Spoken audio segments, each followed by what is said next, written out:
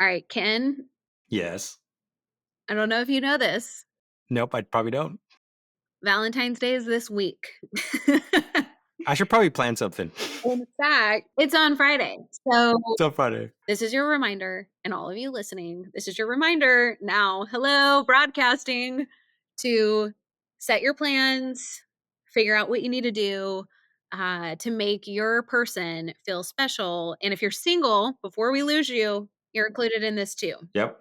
And as your fellow single advocate, I would like to encourage you to think through what would make yourself feel special. How can you love on yourself this Friday, this weekend, and really, show up for yourself and romance yourself. This is one of my favorite things. Can I share a quick story before we jump into the Of episode? course. We're in Okay. charge. We can do whatever we want. So, growing up in our household, my mom loved Valentine's Day. Wow. And we, as kids, it was a family event. Like, it was not just like them as a couple that they would go off and do their date. It was always a family affair. And so what we did is every Valentine's, we would do breakfast for dinner. And we had a whole specific breakfast. My mom would decorate the kitchen. She would have paper hearts everywhere. And she made placemats that were hearts, and she would put out candies and Valentines on all of our places, and she would make heart-shaped pancakes, and it was so special. And one of my favorite reasons that I loved that tradition in our family was that it made me love Valentine's Day regardless of whether I was in a relationship. So, if you're somebody, maybe you are single like me and you don't have a partner, my encouragement is romance yourself. Maybe you're a single parent.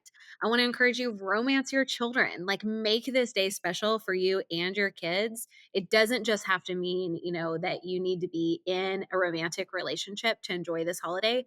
We are going to be talking about how to set and achieve relationship goals.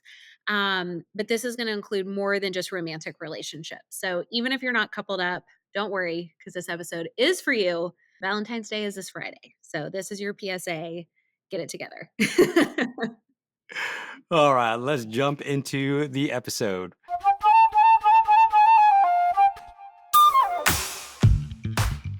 Welcome to another episode of Focus on This, the most productive podcast on the internet, so you can banish distractions, get the right stuff done, and finally start loving Mondays. I'm Ken Freire, here with the amazing Marissa Hyatt. Hey, happy Monday. And more Happy importantly, Monday. happy Galentine's week. Oh, now you guys get a week? Yeah. And if you don't know what Galentine's is the girls' version of Valentine's Day. And so it's when girlfriends typically get together and they hang out, maybe have dinner, whatever. So it is Galentine's Day. It's also Valentine's Day. Yep. And men, if you didn't know it was Galentine's Day, don't worry. I found that out about 2 minutes before we hit record. So He was like, "What is Galentine's?" And I'm like, "Oh, Ken." So, yeah, um, I'm well, hey, catching up. Thank you for teaching me. yeah, we're so excited to jump into this conversation today about hashtag relationship goals because I think we often just think of relationships as our romantic relationships, but this could be related to friendships or your family or your community, the people that you care about. And it really brings us to a question that we get all the time, which is how do we set relational goals? And this can be hard because it's hard to take something that seemingly we don't have full control over and then try to control the outcome. It's very easy to just think we don't have any control and so we can't do it. But the truth is that we all want our relationships with the people that we love and we care about most to grow, to deepen, to strengthen. But how the heck do we do that? How do we get there? So, buckle up because that's where we're heading today. We're going to be talking about how to really deepen your relationships and how to specifically to set goals and achieve goals related to your relationships. Absolutely. Let's dig right into it with option number one that you want to consider in order to deepen your relationship, and that is time. You want to make sure the time that you are regularly spending with someone is intentional. so that when you are intentional, you're investing in your relationship that will make a big difference in your life and in their life. Marissa, you and I both know this, right? Relationships are built with time, Yeah. right? Like you can't just see each other once a month, once every 6 months and be like, oh, we're deep friends. Like, no, you might be colleagues. You might have once had a deep relationship, but that doesn't work out, right? Like No. if I were to come to my wife and said, hey, we're going to have a date once every 6 months, she'd be like, are we roommates? Like, what are we doing here? I remember actually a client who joined the Double Win coaching program. We were talking about their goals, and they're like, "Oh yeah, I want to have a goal to go out on a date once a quarter with my spouse." And you know how much I love relationships. I just gently nudged them and challenged them. I'm like, "Why once a quarter? Like your kids are older, right? Like they're in their teenage years. Like why once a quarter?" And they're like, "Oh, we're just so busy. We don't have time for it." And I'm like, "No, listen, you need to make time for this." Like normally when I coach people, I'm like not like try to force them. I'm like, "No, you need to make time. You just told me you want to grow in your relationship, and you're only spending 1 hour or maybe 3 hours out of 3 months with the person.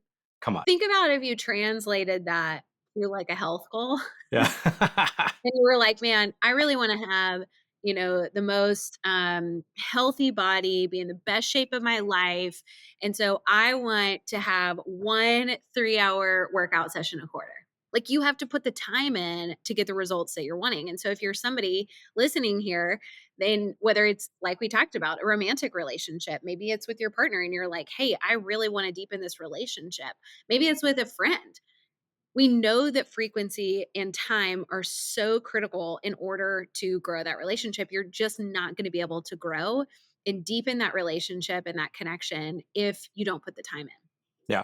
I mean, I'll give you a great example. My wife and I both, if you guys follow the Five Love Languages by Gary Chapman, we're both quality time. So I'm like, if we don't hang out for like a couple weeks, like even not just my wife, like with friends, I'm like, are we still friends? Like, do they like me? Do they want to hang out with me? Right. Like, because I'm just such a quality time person. And that's how relationships are built. I always joke because that's my top love language as well. And I always joke that it's actually quantity of time, not necessarily quality. Um, okay, so let's talk about what this could actually look like when it comes to your relationship. So, again, we're going to be talking about all types of relationship on this episode. So, no matter if it's your family, friends, your spouse, a partner, or anything in between, we're going to have some examples for you. So, when we're talking about time, here are some ways that you could incorporate time into your goals related to your relationships. So, maybe it is to call your dad every Saturday at lunchtime. Like, that is a habit that you want to get into the routine of. You want to invest in that relationship with your dad. Maybe it's daily couch time with your spouse. Now, Ken, you added this one to the list. I didn't know what this was until 2 seconds ago. So tell us what is daily couch time? Because you're not, I don't think you're talking about vegging out together watching a football game or something, right? No, not at all. So it's not about like just vegging, binging Netflix and just being on your phones. It's really a time where like when you've put the kids to bed, or some people do it as soon as the husband comes home, right? It's like you just have this dedicated hour or two where you're just connecting and you're asking a series of questions, right? Some of those questions might just be like, how was your day? What was going on? Highs and lows. But then you're also getting more intentional where you're just like for us, I always ask like, what was God doing in your life today? How are you growing closer to one another? Like different things that are more introspective, but also that are life giving. Like, what is something exciting that you really want to happen in the next couple of days? Right?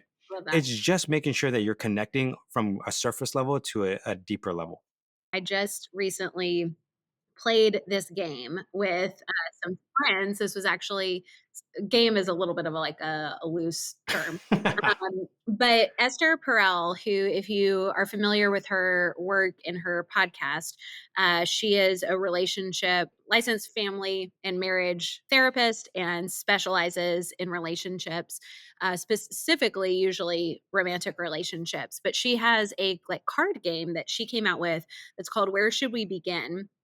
And it's various card prompts that prompt stories or conversation. And so, whether you're in a new relationship and you're trying to learn about each other, or if you're in a committed relationship and you want to go deeper, but you're kind of like, how do we get going on this? And it feels a little strange to you, that could be a good option. I know there's several other types of card games like that out there that are great ways to kind of dive in and maybe make that couch time better. Or maybe you want to create a list of questions that really help deepen those conversations. So just as a quick note, you can also go to fullfocus.co/date night. And we have a list of, I think it's 20 questions that my dad, Michael Hyatt, and my mom, Gail, that they have created that they use on their date nights. And they're such great questions. So you can get those, it's free. You just have to give us your email, but it's a great way to deepen those connections. So whether that's couch time or out on an actual date, that's a great place to do that. Okay, a couple other examples that you could do here. So, you may have heard of this movement, the 1,000 hours outside. But this is a movement that can't remember the woman's name created, but the whole point is to get people off of their devices and out into nature. So maybe you want to spend 1,000 hours outside this year with your family. That could be a great goal to set. Or like you're talking about, maybe it's to complete a weekly date night every Thursday or every specific, week or a certain amount of times a month. Definitely not just once a quarter. Okay, that's not going to cut it. If you're single like me, maybe this is creating a goal specific to how many first dates you want to go on. So for me, this could be like, I want to go on 2 first dates a month this quarter. And so that's 6 dates with 6 different, guys at the end of it. And that could be a great goal for you to set. Again, you may not have control over the specific outcome. However, we know that these behaviors likely will lead to the outcome that you're desiring. So putting the time in, just like if you're going to the gym and you're putting the time in at the gym, it's likely that's going to lead to the result of getting into shape just as much as investing in your relationships and the time in your relationships is likely going to lead to deeper connection. Pro tip, if you are trying to grow in your relationship goal, schedule it, because what gets scheduled gets done.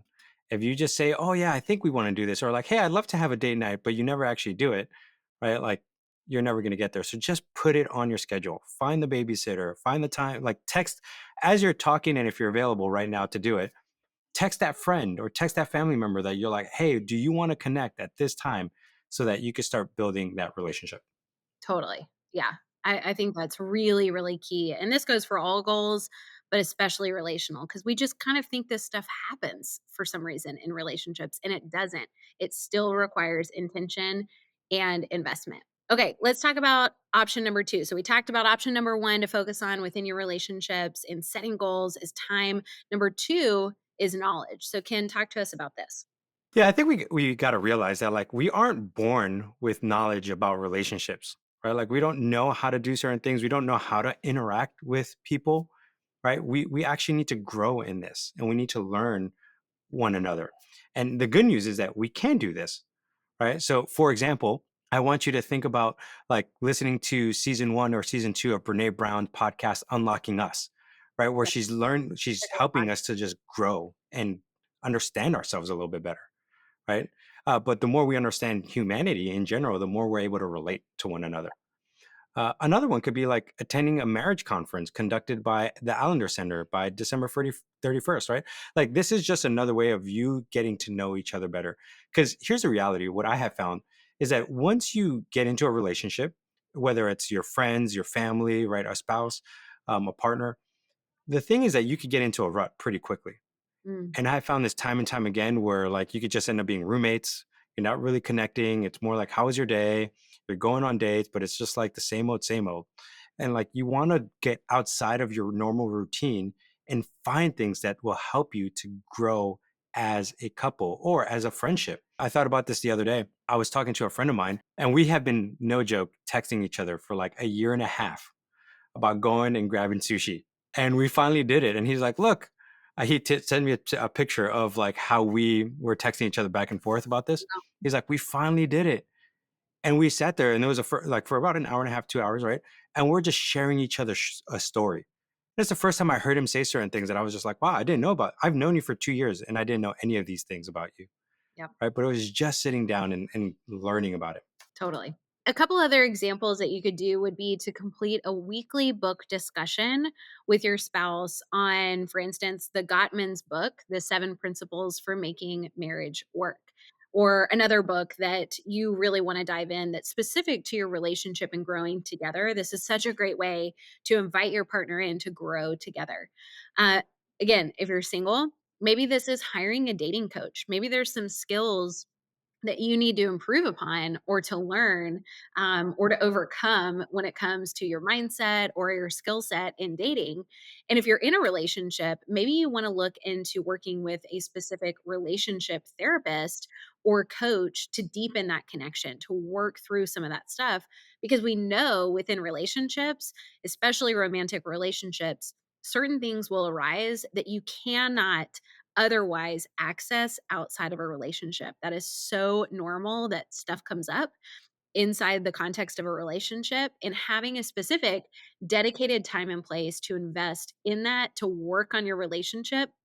You can kind of translate this to, if you're a business owner, or you're familiar with business owners, what often ends up happening is that they're just working in the business, and they don't take time to actually work on the business. And this translates to your marriage or your romantic relationship as well. Sometimes you're just going through the motions, you're in that relationship, and you're there, but you're not actually working on your relationship. And so it's really important when we think about setting goals, specifically for our romantic relationships, that you're taking time again to invest in those, to work on those relationships, so that you can really grow and prosper together. Yeah. And one way to actually work on your relationship is to work on yourself. Get knowledge of who you really are. What do you like? Like what actually helps you to want to be around people? Right? Like I have found that there are times that people drain me. And for the most part, I'm an extrovert, right? Like I could be around people all day long, but I have found that there are certain types of people that drain me. I didn't learn that until I went to therapy, actually. And I was just talking to someone and learning about myself more and like what pushes me and what doesn't push me. I had another coach. This is a different story, but I had another coach where he made me do this long assessment. It was called like the Berkman assessment. And I remember it was the first time that he was able to analyze me in a different way that none other assessment ever actually analyzed me. He's like, Ken, you are deeply relational and you're deeply systematic. I'm like, yes, that's a problem half the time. He's like, no, but here's the thing. You develop systems so that you could just be with people more. So you get frustrated when the system doesn't help you connect with people. And I was like, oh my gosh, Yeah, yes, that's exactly how my brain works all the time. And he was like, that's why you get frustrated if you're in certain positions because you're like, I'm not being relational enough with people. And totally. I'm like, oh, okay, cool. But it wasn't until he told me that years ago that I was like, why is this certain position that I was in frustrating to me? Yeah. But going and growing in yourself is huge because you start to see patterns, you start to see how you interact with other people. Totally. Well, and I think therapy is so important because this is something that we do have control over. Often in our relationships, we may feel like a little bit out of control. We can't control the other person. We can't force them to come to therapy or to a conference or to read a book with us or whatever it might be, Yeah. right? And so how do we grow if the other person is unwilling, or there isn't another person, Yeah. And the best way to do that is take ownership, 100% ownership for yourself. And a great way to do that is therapy. And there's tons of different styles of therapy. For instance, I see a somatic experiencing therapist, that it specializes in a specific type of therapy that is really getting inside of the body. So it's not just talking therapy, but it's very trauma informed and trauma based, and it's phenomenal. There's tons of different types of therapy. So one of the great things that you can do, especially if you're new to therapy, I heard actually somebody say this to me within the last week, and I thought this was so good. We often have this idea that healthy people don't need therapy. Like, "Oh, well, I'm healthy. I don't need to go to therapy." And in fact, it's the opposite. Healthy people are the ones who are in therapy. So, as you think about this, kind of shifting your mindset, and if you feel any kind of resistance about therapy, I want to encourage you to investigate that. Like, what are you afraid of? Because it is such a beautiful thing to have a dedicated space that is safe, that is confidential, that you can share what is going on inside of you and really be able to unravel that with somebody else and kind of detangle those thoughts or emotions that otherwise we just don't have the space or time to work through. So if you're not sure what type of therapy you need or where to even start, a great place to start is ChatGPT. You can say, "Here's what I'm dealing with. Can you make recommendations for the type of therapist that would be beneficial?" And that can be incredibly helpful. And I would encourage you to talk to the people that you know and you trust, who you see actively working on their relationships, actively working on themselves, and ask for recommendations and say, "Who do you see? Who's your therapist?" That's how I found mine. I actually asked my dad's therapist. I didn't want to see the same therapist as him. And so I asked her, I said, "Hey, can you make a recommendation to me for another therapist that you know?" And she did. And it's actually her therapist. So it's my dad's therapist who I see. It's like Inception. It is, but I would have never been able to, find her probably on my own without asking for that recommendation.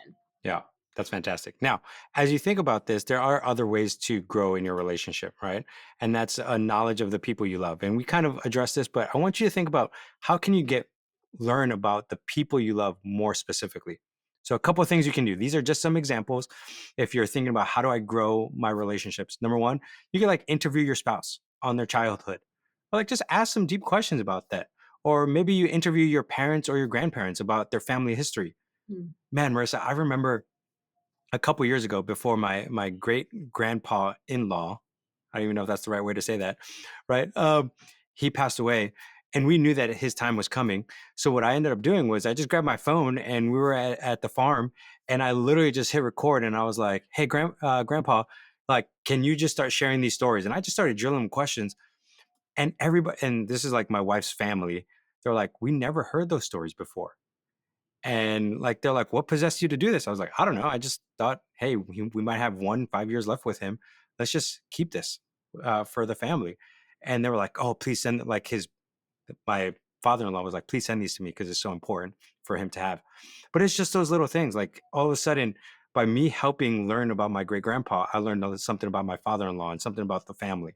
Right? So cool. It's so great. A couple other things that you could do is learn your spouse's love language, right? Learn your friends' love languages. Like learn their enneagram, learn their personality, learn their giftings, right? Like do become an expert of your friends. I always tell people like I want to know my friends so well that I could speak on behalf of them, Yeah. right? Where they're like, I'm in a room with them, and if someone brings a certain food item, I'll be like, hey, they won't like that. Go bring something else. Like, that's how good I want to be of a friend or with my spouse. Like, I just know so much about individuals that I could speak or know things about them. Well, I think it all really comes back to being curious. Yeah. This is kind of what we're talking about here in this knowledge section is really being curious about the people that you care about and yourself. Starting to ask questions, getting interested in what lights them up, what they're interested in. I was listening to a podcast episode the other day, and this woman was talking about how she was really trying to invest in her relationship with her children. And she said, I think she had like kind of grade school, kids.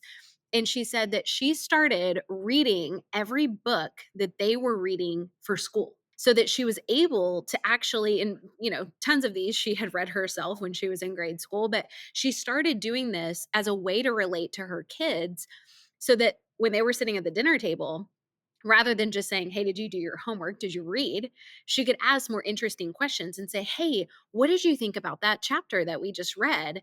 And she wasn't necessarily reading it together with them, but she was reading it at the same time as them. And so then they were able to have deeper discussions. She could find out what they thought was funny or interesting or confusing, and they could have a really much more powerful conversation between her and, her third grader, for instance, that she would have never been able to have if she was just sitting there saying, "Did you do your homework?" That's a totally different type of discussion than entering into their world. So if you have children, maybe that's something you want to look into, diving into what they're reading at school or a hobby that they have or something like that, where you're able to enter in and get curious again about what lights them up, what gets them excited.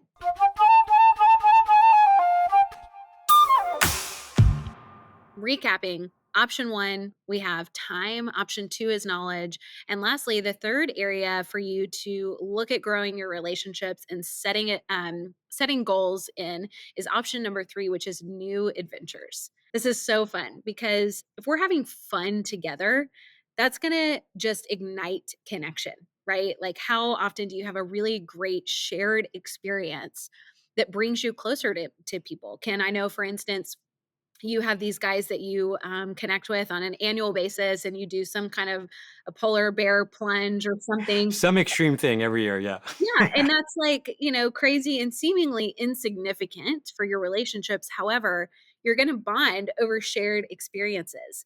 And so I love this specific point because if you're feeling like maybe you're an Enneagram 7 or somebody who's like, I gotta have fun, I wanna like really make my relationship exciting and fun, this is such a great option. So let me give you some examples of what this might look like. Maybe this is going on a vacation to Switzerland with your sister, or touring the city where you live, like being a tourist in your own city with your spouse, and you could go see the various sites or eat at specific top restaurants or things like that. You could host a mystery dinner for your friends, camp in your backyard with your kids. I remember my dad did that when we were growing up. Or plan a yes day with your partner or your kids. Julie on our team, she is our creative manager, and she did this with her girls. She and her husband did this last quarter where they did a yes day, and it was all within reason. They gave some specific parameters, and she said it was so fun to see what they wanted to do and how they wanted to spend their time, and it really connected and bonded them as a family. And that's the beauty of all these experiences, right? Like when you talk about new adventures, you're creating an experience. And I think about like the military, when a lot of those guys go either sadly to war or like when they're just in boot camp, they just bond. They had this experience of like, oh, remember when Sergeant did this, or like our drill sergeant did that. I have some friends who have been in the military and they share stories with me. And I'm like, oh, cool. I'm like engaging. But then I hear them share stories with their friends who were in the military. And there's like this instant connection. And I'm like, I want that. Like, what do I need to do? And I'm like, well, I'm not joining the military now. Right. But Can I you, share a quick idea on that? Because yeah, I think that this is really good, and this came up actually with one of our coaching clients recently who was kind of struggling with setting a relational goal with her spouse, and he wasn't very interested in what she was interested, and she wasn't interested in what he was interested. So she was like, I don't know how to like do this bonding, like what are we supposed to do? I recommended to her that they find something that was a neutral ground that neither of them had done before, something that was so like it didn't fit into either of their interest box, so to speak, like going and making pottery or bowling or something that's just kind of out of the typical norm. And that way they had a shared bonding experience, just like what you're talking about, where it was kind of the first time. I think that first time effect is really true as well, where like the first time you go through something or you learn something or you're experiencing something for the first time together, that can be super bonding. one of my good friends, he and I became RAs together. And the first literally 3 days of being an RA, somehow the dorm was completely trashed. We had to clean the whole dorms in like 3 days with only like a 3-man team. It was this horrible situation. Then we had like things get stolen and like the cars were broken down like day after day. It was just this conundrum of disasters that were happening on campus. And we were like the only two guys that were on campus in leadership for that couple weeks. And we bonded so closely that everyone, I mean, we're still really great friends. We're always texting each other. But it was just those moments where we're like, yeah, we wouldn't have gone through this by choice, but the experience helped us. And now we're like best of friends.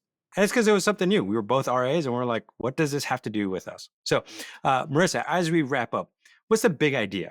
As we think about all these options and helping us grow our relationships, what can someone walk away with and say, this is why I really want to focus on this? Well, I think it's important to know and remember you have agency in your relationships. Just because somebody else is a part of that relationship doesn't mean you don't have control. It doesn't mean that the other person has full control. You both have control over the outcome and the experience of those relationships. So just remember that if you don't remember anything else, you do have agency over your relationships. And this primarily comes as we think about the actions that we want to take to lead to the outcomes that we want. So you may not have full control over the outcome that happens inside of your relationships. because it does take two to tango. However, you do have control over the actions it takes. And if nothing else, you have control over yourself, like we talked about.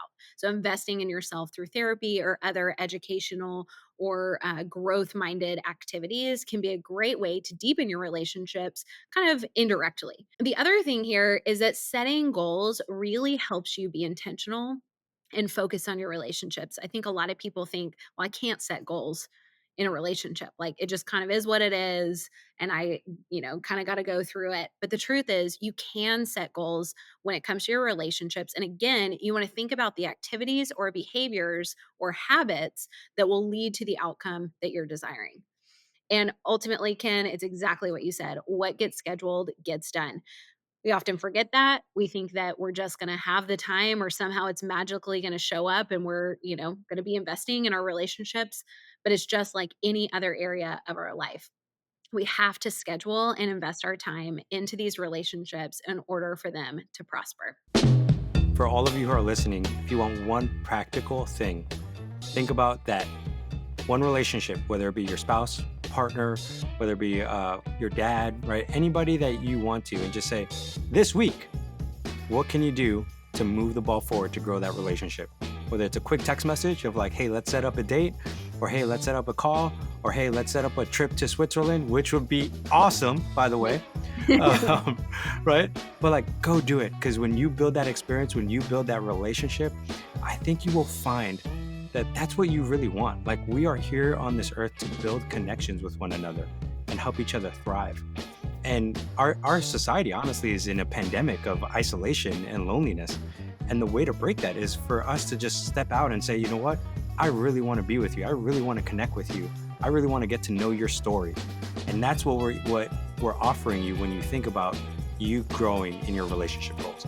Well, and if you need a practical tool to deepen your romantic relationship, again, you can get those date night questions for free at fullfocus.co.co/date night. And those are free. I think it's about 20 questions, and that can really get the conversation started for you. Thanks for joining us on Focus on This. This is the most productive podcast on the internet. So please share it with your friends and be sure to join the Full Focus Planner community on Facebook so you can benefit from the creativity and encouragement of people chasing big goals just like you. We'll be here next week with another great episode. Until then, stay focused.